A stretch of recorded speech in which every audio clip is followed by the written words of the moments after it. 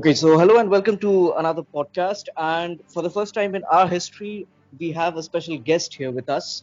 So, the man who runs one of India's most popular F1 blogs, Kunal Shah, is here with us tonight. And welcome, Kunal, first of all. Hi, welcome. Thanks, guys. Good to be talking to Ritra and sharing the passion of motorsport. Yeah, it's rare in India. So we'll come on to the blog later. You were a racer in the past, but I have a very different question to start off with. Hmm. I'm aware that you are an engineer. Now, I'm going to ask you the most Indian question ever. Was it parental pressure or was it genuine interest? It was actually a mix of both. I would say parental pressure came after they realized that I had a bit of genuine interest in, understanding computers and technologies and networks and so on. And then it was the unspoken rule that as long as I cleared all the exams with a good result, nobody had a problem with any of my sporting pursuits. Oh, yeah. I mean, that is, I think every Indian can relate to you right now, including me, in fact. Yes. Yeah. So, speaking of motorsport in India, I think it's fair to admit that it's not at the forefront of Indian sports. But when did it actually come across your mind that you want to actually pursue motorsport professionally? It's a very strange story because I initially had the opportunity to pursue sailing at a competitive level. So I was a part of the Sea Cadet Corps, and for 6 years I was sailing competitively and participating in World Championship trials and regattas and the Asian Championship trials and so on. Okay. And I very narrowly missed the cut to be a part of the Asian Championship squad and so on. So I competed professionally, so to say, when it came to sailing on water. Of course, this was within the limited realm of the sailing, community within India, which is actually smaller than the motorsport community. But then after I quit sailing, I still had the adrenaline, pumping. I still needed to do something, and I was, of course, watching Formula One, pretty avidly back in those days as well. And there was a local go-kart race, happening in Mumbai, and I went to participate in the race. Mhm. And leading up to the race, I had a couple of crashes. I broke a couple of things on go-karts and so on and so forth. So I realized it's a dangerous sport as well. But Mhm. in the inaugural race, I think it was in the under 18 category, and back in that time, all the racing was as good as not recognized because there were two different motorsport bodies and so on and so forth. So there were privateers holding races where pretty much all the drivers you could think of back in time would come and participate. Mhm. So I Yes. finished second in the under 18 category, and then there was an Amaron championship, which was sort of regarded as like the national championship back then. And Mhm. I think I finished again in the top five or something in the category. And one of the chief guests at that time was India's first national karting champion. Okay, Asif Mhm. Nazir. Mhm. And I just went up to him and I said, okay, I'd love to know more about the sport. And before we realized, he sort of ended up becoming a very strong mentor and a support and a trainer. And he played lots of roles in my life when I was pursuing active motorsport. Okay. Okay. So what I'm getting from this is that it was a casual start. So when It did was, it it was act? Yeah. completely unplanned. Yeah. Yeah. So when did it actually start becoming a serious thing that, okay, now this is where I am and this is what I'm going to do. I'm not going to do something else. So, I think because I was competing at a very serious level in sailing at one point, I knew that, if I take up another sport, I would want to go through till, the highest level of the sport possible. In fact, that's one of the reasons why I'm not taking up running competitively because, it sort of just destroys everything else you're doing in life. And then you have a single-minded focus of Yeah. trying to just be the best in that sport. So, it was just after that I realized that maybe if I sort of have it in me and I can see how far I can go, then I will pursue it to the highest possible level I could. And I luckily had a lot of support from, some very well-known motorsport figures of India at that time. And the attempt was just to drive a faster car with every passing season and then see where it takes me. Yeah, I mean, I think a Formula One driver might echo the same feeling as well. I mean, a backmarker, especially somebody in a Williams car this season. But That's true. yeah, so you started racing, and could you describe your career, the progression of it? Because you raced for a significant amount of time in your life. Yeah, I think I spent about 6 years, drove a lot of go-karts and did a couple of endurance races back in that time in India, and then shifted to single-seater racing. But single-seater racing is extremely expensive, and unless you have a budget that's sorted for a couple of years, it's always playing on your mind. So I realized that my mind was more in the boardroom than in the cockpit at a lot of times. Mhm. But I enjoyed my stint as I did. Some of the best days that, most memorable days of my life for sure. So, could you describe to us as to how far you actually went? Because we don't really have too many examples of Indians going into Europe and making a name for themselves. So, if you could describe how far you actually went into the motorsport world, it would be great. Sure. So after karting, I took the jump into single seater racing. And then at that time, like everyone, always has been doing so, the immediate need is for you to move to Europe and pursue racing. And then we spoke to a couple of teams in Formula Ford, and I had the opportunity to race in Formula Ford. But Okay. it's just so much money, especially if you're living out of India and you plan to move base to the UK to pursue sport, and you end up living life there as a local.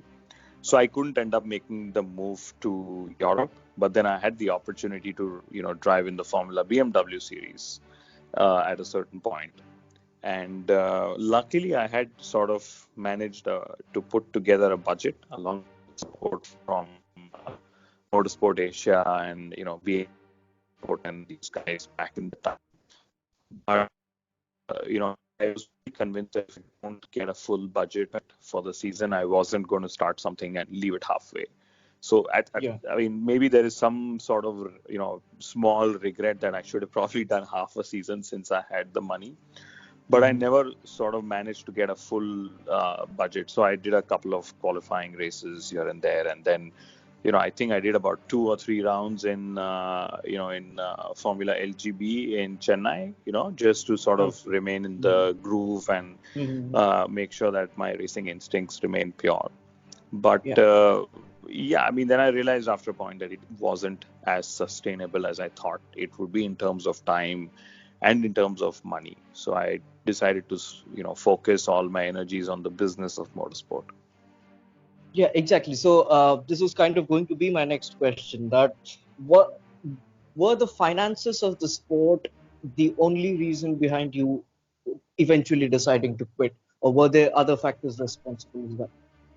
Well, if you ask me, I would think I was quick enough to sort of at least build a decent career for myself. But I think after a point, it was largely the finances, and it's pretty much been the story of most racers before my time and after my time, even in the current day and age. It's pretty much putting together finances where like I said, you don't think of anything but just getting into the car and driving it as quick. Yes, exactly. So, since you couldn't live the dream of getting into the pinnacle of motorsport, in the near future, do you see anybody from India actually fulfilling that dream?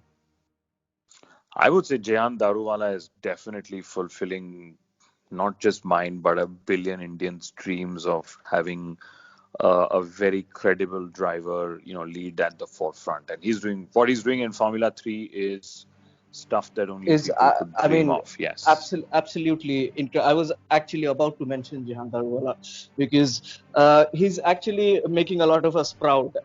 anybody who follows Indian motorsport would actually be following what Jahan Daruwala is currently doing, and he's second in the championship in Formula Three behind Robert Schwartzman, I think, and That's he is correct. a Yes. contender. Yeah, and I definitely see him making it to Formula Two in the coming seasons. But anybody apart from Jehan Darwala that you see kind of in the mix? Because we had Arjun Mani last year in Formula Two, and he raced for a couple of races this year as well. And we had Hmm. Mahavir Raghunathan, who actually has the Dutch flag next to his name, but he's Indian, so Hmm. we'll count him in. So, I mean, apart from Jehan Darwala and those two, do you see the other two making a name, and do you have any other candidates who you see in the foray? I mean, I've worked very closely with Jehan and Arjun and their teams. I'm very fond of Arjun as a person and of his talent. Okay, and I would say that 2019 has probably not gone as per plan for him, and it happens to a lot of us in life. We plan a lot of things, and we sort of have a year where things don't go right, and that's Mm, probably what's happened to Arjun as well. And I've read a lot of criticism about his choices for the year, but we've got to remember that he's a young kid, he's a bright kid. It's okay to sort of lose your way for some time, as long as you sort of get back. And yeah, he's yeah. got one of the best sports psychologists, who is working with him, Shri Advani, as well. Okay. So I would really love to see Arjun be back into the pinnacle of motorsport. And when I say pinnacle, I don't only mean Formula One. We're in a day and Yeah, age where Formula that's E, WEC, a lot of these championships by Le Mans. themselves are very credible. Yeah. And I would love to see Arjun grow in his stature as a racer. Okay, good. And do you see anybody else in the foray? I mean, you obviously know a lot of the inside information as to how many drivers are actually coming up from India. So, do you see anybody in the in the next, say, 5 years, who would actually have the There, potential to make it there, forward? there are junior racers who are doing really well on the world karting level and the Asian karting level and so on. And I've always been taught, and I then began to believe that just because you're fast in one formula doesn't mean you're fast in the next formula or another formula. So it all depends on how these young candidates sort of perform. One other bright prospect which sort of gets missed in the limelight is Arjun Mani's younger brother Kush Mani. Okay, Okay. and he's doing really well in single seaters as well. And Okay. 2020 will actually be a very important year in his career with regards to single seater racing. So he's one lad to definitely watch out for. Okay. Okay. Cool. So we have discussed a lot of racing. So let's discuss the writing aspect of it. So as to say, coming on to your blog, so how did the idea of the blog come about? So I've actually been, writing on motorsports since a long time. And initially, it was for certain magazines here and there, and wherever I got the opportunity to write. So it wasn't really a focused, effort at one point. Hmm. Till a friend of mine who's one of the best digital brains I know turned around one fine evening and said, "Why don't you just start a blog?" And I said, "Okay, you must be kidding." But he said, "Yeah, instead of writing for someone else, why don't you write for yourself?" And then that was it. In 2010 is when we started the blog. I think it was 2000. It was 2011, 3rd January 2011. No Okay. prizes for guessing why it was 3rd of January, but yeah. Okay. So the blog came about in 2011, in the beginning of 2011, shall we say? So Hmm. how did it become a part of you almost? Because let me just point it out that the name of the blog is Kunal's F1 blog. So it is kind of, I mean, at least I would say that it has become a part of you now. So how Oh did yeah, it? yeah, Yeah. absolutely.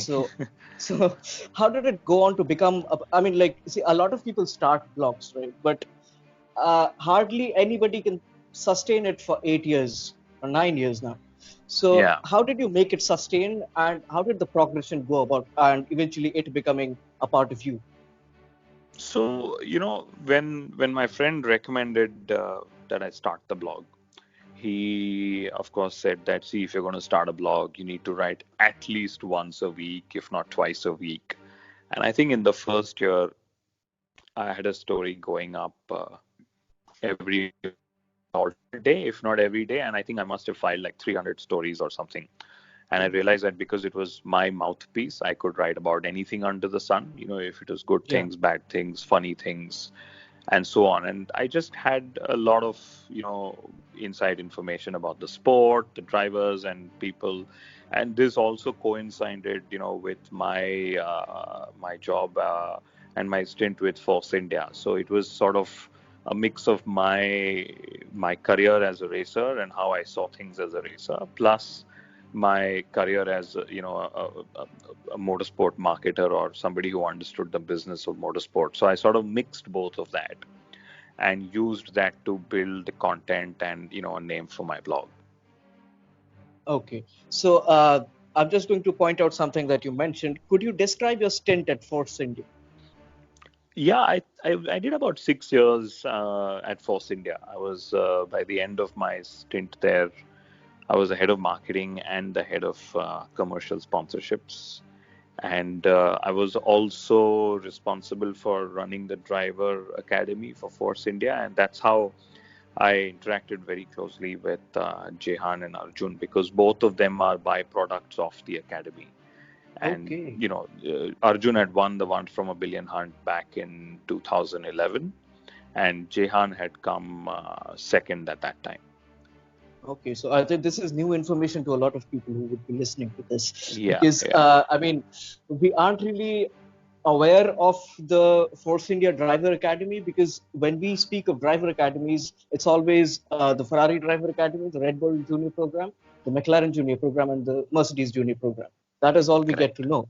Yeah, a lot of people, I mean, I think a lot of people who I would mention this to would be actually surprised that Force India had a driver academy too.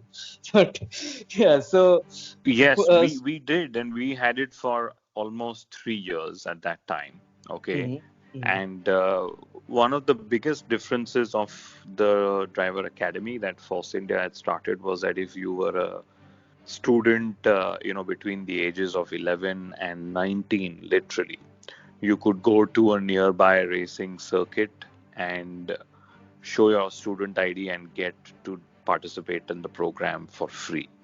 So we had made motorsport as accessible as we could back in time. Okay. I mean, if I had this information, trust me, I would have started pursuing motorsport as well. But unfortunately, I did not, because I belong to a remote part of India. But yeah, with that But said, we did try coming, I must say, we were there in Calcutta, obviously. yeah, but And then, I mean, we did try coming, I think it was to Darjeeling. Yes, and there was one attempt to try and take the academy to Assam as well, but we couldn't find go-kart circuits which sort of were a minimum standard safety yeah. level for us. Yeah, Yeah. No, I think that is a very valid point, because I mean, I've grown up here, and I mean, I've grown up pretty near to Darjeeling, and there are literally no go-karting circuits. Like, even for recreational purposes, you wouldn't find a circuit to go to. So hmm. that's a sad part, because I mean, like you, I had I actually started watching Formula One in 2005 because of Narain Karthikeyan, Hmm. and I actually literally in 2007 2008 I actually wanted to pursue this, but because there was no opportunity around, and I Hmm. belong to a small city where exposure was minimal, I couldn't actually pursue it. But then after listening to your experience, I realized that it was a blessing in disguise, because I would have run my family bankrupt. Yeah. So moving on from the Force India Driver Academy, coming back to your blog, Hmm. what is its current status, and do you have a loyal reader base to cater to on a daily basis? Yes, I in fact have a very loyal reader base to cater to. So much so that if I'm not updating the blog or something, I need to put out a message saying I won't be doing so for a particular time period. And the blog has found its own niche in the space of motorsport, and I've done some coverage even on Indian motorsport and other business pieces and so on and so forth. So that's the one-stop shop for all of my content when it comes to the world of Formula One. Okay. Um, I hope this helps out a lot of aspiring Indian racers, to say the least. But yeah, so moving on from your blog, Hmm. anybody wanting to pursue motorsport in India, because as we are aware, and as I have mentioned this before, that motorsport is not at the forefront of Indian sporting communities, right? So Hmm. if somebody wants to pursue motorsport, what is the first step that he or she needs to take? So the first step would be that please go to the nearest go-kart circuit that you can find. Make sure it is safe and spend several hours trying to master a go-kart and get genuine opinion on how good or bad you may be. So, and from there on, reach out to some of the professional trainers in the country. The one that I would definitely recommend would be, Rayo Racing, which is run by Ryoman Banerjee. So get a very realistic assessment of your talent and so on. So at least you know what's lacking or not, or if something is lacking, how are you going to fix it? And then Yeah. again, work on a very realistic financial plan. When it comes to pursuing a career, there are scholarships available out there. Mhm. There are opportunities for young drivers available out there. I believe it becomes a little tougher for Indian racers to pursue, opportunities in global motorsport because, like you said, the sport is nascent. In fact, it's one of those few sports that has been on the decline. It actually had its peak, in the 70s and 80s back in time. So it's Mhm. been on a steady decline, so to say. And then corporate sponsorship and support is almost impossible to gather, as is government support. So you're going to be doing this on your own by yourself, trying to build your brand and yourself as a racer as well as an athlete and a commodity. So there are people who can help professionally, but it's tougher for Indians than it would be for say people who live in Europe, I would say, because Europe is eventually the heartland of motorsport. Yeah, yes, absolutely. So, moving on from your advice to aspiring racers, to your what would be your advice to somebody who wants to pursue the off the field, off the track aspects of motorsport in India? Like, for example, if I say journalism or the marketing aspect of it, or any other aspect of it, what would be your advice to somebody who wants to actually pursue the off the track prospects of motorsport in India? Well, I would say it's a brilliant opportunity. The internet offers a wide range of possibilities of how you can get involved, whether it's your blog or videos or podcasts or, just on social media and so forth. There Mhm. are wide range of options and opportunities for one to get involved on the business side of things when it comes to motorsport. Mhm. And you can pursue formal education with regards to how the industry functions and so on and so forth. So you sort of make yourself eligible for these sports businesses to hire you as a business professional. And it's something that I would say is easier to do than it would be to take up driving. Of course, it may never be as much fun as driving those cars, but there are several opportunities to get into off-track activities like organizing events or being on the administrative side of things, or being a journalist and covering events and helping drivers and teams achieve their media objectives, or being a member of a team that's trying to make it a successful business and so on. So there are several very interesting opportunities out there, and that's pretty much what I did when I got the opportunity to work with Dr. Vijay Mallya on Force India. I realized it's like one of the dream jobs that I could have asked for. So I, just took Mhm. it with both hands. Mhm. Yeah, absolutely. Now, since you mentioned Force India again, I just want to ask you a Force India related question. As we are aware already that Force India is no longer on the grid, even though a lot of Formula One experts themselves still believe that they're on the grid and keep calling Racing Point Formula One team Force India. But yeah, it's not on the grid anymore, and it went off the grid between Hungary and Belgium last year in 2018. Hmm. So, so there is actually no flag bearer for the Indian flag in Formula One right now. But Hmm. the question to you is, and since you've worked with the team closely, as a normal Indian, I'm speaking from my perspective, we actually saw this coming from a long time, the decline of the team. Did the Hmm. team from the inside realize that it was going down?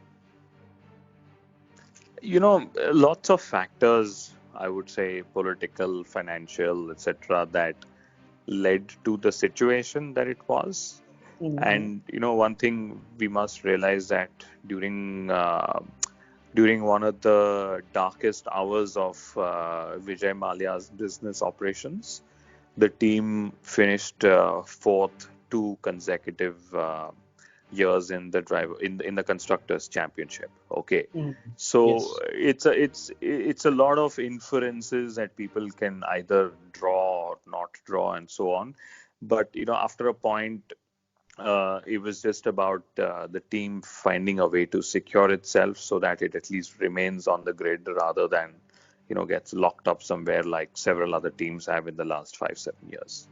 Yes, yes, yes, absolutely. Now, so staying on the topic of Formula One, I would like to ask you, what have been your, let's say, give me uh, five takeaways from your perspective on the Formula One 2019 season so far. I think one first takeaway has to be the rise of Max Verstappen and Charles Leclerc, Mhm. because we also have Verstappen had a very edgy season last year, but this year he's been literally the talk of the town all the way till the summer break. Unfortunately, after the summer break, he's not had the best of races. We saw what Yeah, he's happened in had some Spa bad luck between. as well. Yeah, Yeah, yeah, and yeah. then of course in Italy he started from the back and so on. And Mhm. likewise for even Charles Leclerc, because the first half of the season was about him settling down and finding his feet and so on within Ferrari. But when he actually did that, we saw what he could pull off in Spa as well as in Italy. So my first takeaway would be the youngsters, not to, of course, miss mentioning uh, George Russell and his qualifying lap in Hungary, Ah, or even what Alexander Albon has sort of managed, this season, not just with Red Bull, but overall through the time that's there. Mhm. And the Yes. second takeaway would be Mercedes's dominance. We've seen in the past Red Bull dominate, and we've seen Ferrari dominate, and so on. But Mercedes has, sort of taken it to another level, which is very precise, like a military level of precision. Whatever you throw at them, Hmm. whichever team throws, anything at them, they are able to respond. And I think they have been brilliantly led forward by Lewis Hamilton's talent. So it's both the talent as well as the acumen of the team are very complementary to each other, I would say. Yes, yes. The third would be the rise of McLaren. Nobody thought that they'd be fourth in the constructors championship. Nobody thought that Carlos Sainz Jr. would be the guy leading McLaren forward and so on and so forth. So seeing McLaren, sort of rise gradually through the ranks is definitely very heartwarming, I would say. The other disappointment, I would say, is of Renault as a team, as a package. They've sort of not delivered. this year, and that's definitely to show it's okay to make a driver change and hope that Esteban will do better next year. But a lot Mm. of their reasons for dropping Nico were probably more emotional than logical. I would say, like Nico told us when we interviewed him in Spa that something had to give, and it was unfortunately his seat that had to give, I would say. Uh, mm. And the fifth would be the rise of Honda. With the humiliation they've suffered in the last several years with McLaren and Fernando Alonso, for them to sort of rise through and go and win two races with Red Bull Racing on merit is of course a very commendable achievement in itself. Yes, absolutely. And I agree with each one of them. I just have an assessment that I made in one of our previous podcasts, and you can tell me if you agree with it. It's about Max Verstappen and the way he has driven this season. Max Verstappen, ever since he started in 2015 till the starting six races of 2018, he was somebody like Rishabh Pant. Hmm. Drawing a cricket analogy here, that he was a dasher. Everybody knew he had immense amount of talent and everything else, but you knew that there was a mistake in him that was coming every few races. But this season, with Daniel Ricciardo gone, I mean, when Daniel Ricciardo was his teammate at Red Bull, he was the dasher. And when Daniel Hmm. Ricciardo stepped out and he became the leader, he's almost become Virat Kohli-esque in the way he's going about his things. Yeah, I mean, my cricketing references would be, back in time about Tendulkar, Dravid, and Ganguly and the likes. But I'd agree that Max has really gone from strength to strength in 2019, and he's only going to get more lethal.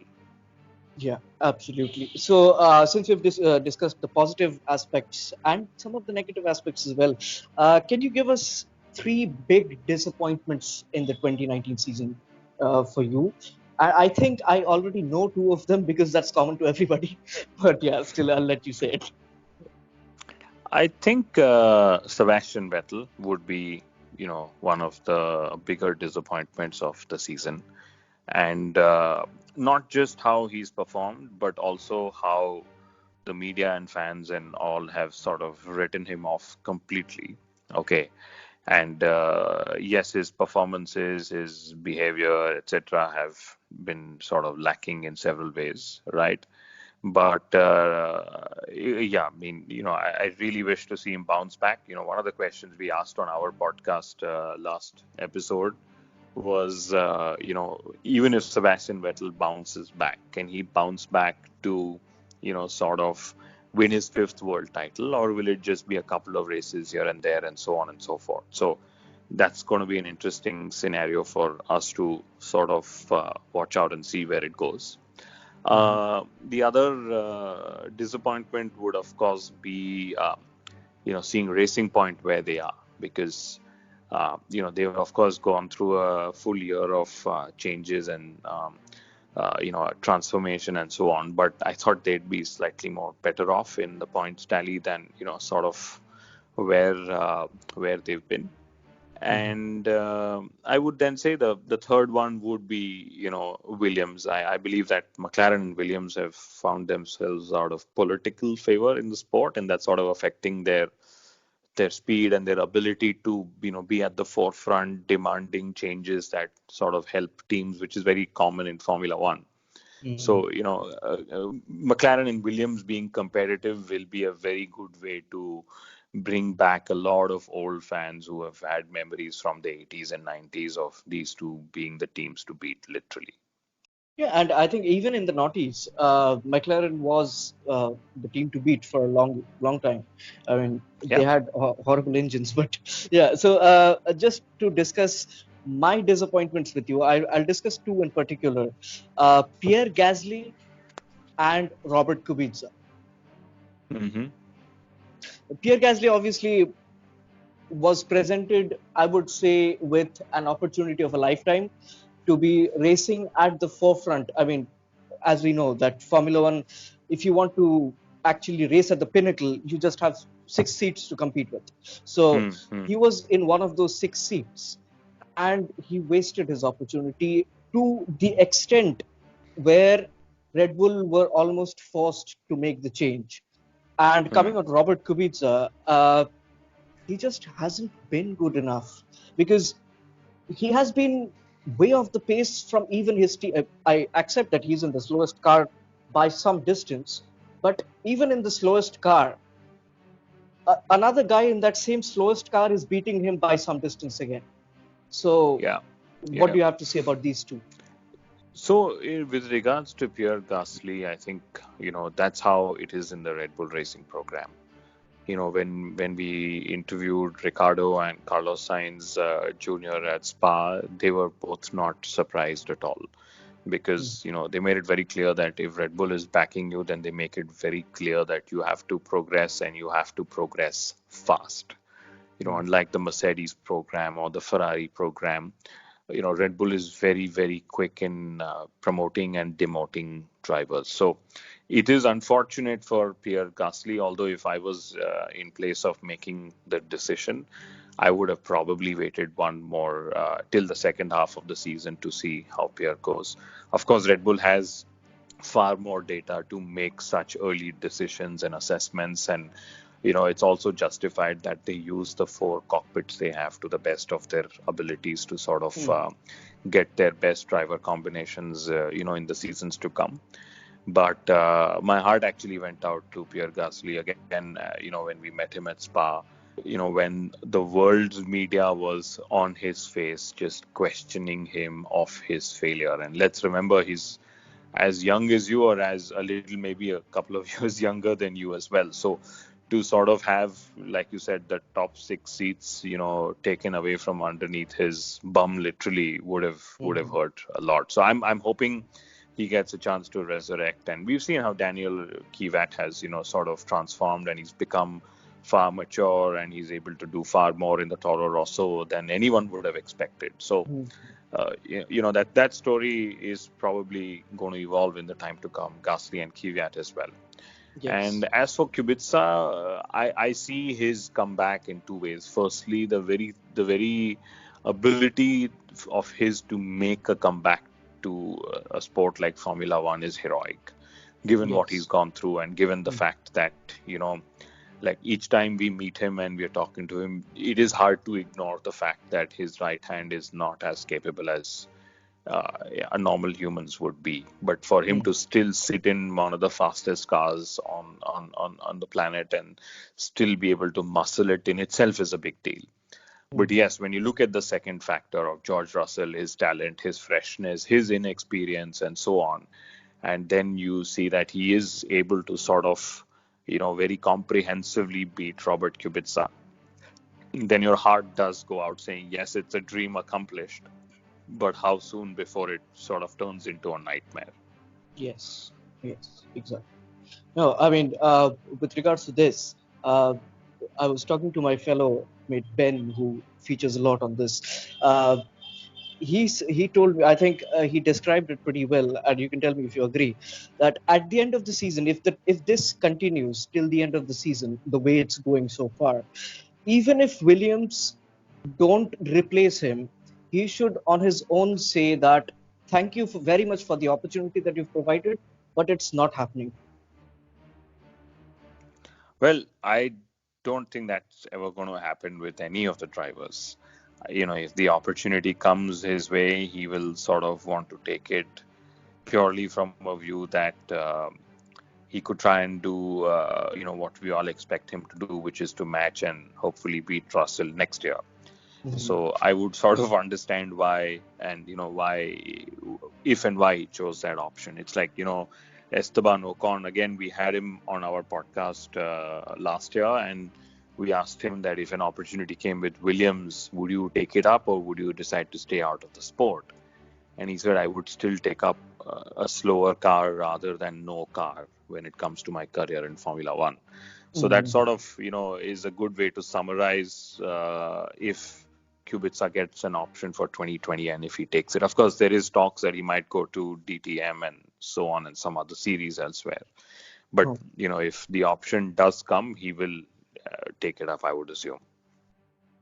Okay, so yeah, we had a lot of interesting discussions with you, Kunal, and I would not make the assumption, but I would hope that you have enjoyed being here. Oh yeah, it's been fun. It's been nice to share my story, and it's been a long time coming, but it's good to sort of relive the moments and talk about them. And I hope that people who read about read about what you will write and hear this episode, if there is any way I could be of help and guide people, just reach out to me on Twitter or via my blog, and I'll be happy to be in a position of help. Thank you. That's a big statement, and yeah, I will make sure that at least some people reach out to you. So with that, we come to the end of this episode, and we will be back with the preview for Singapore soon.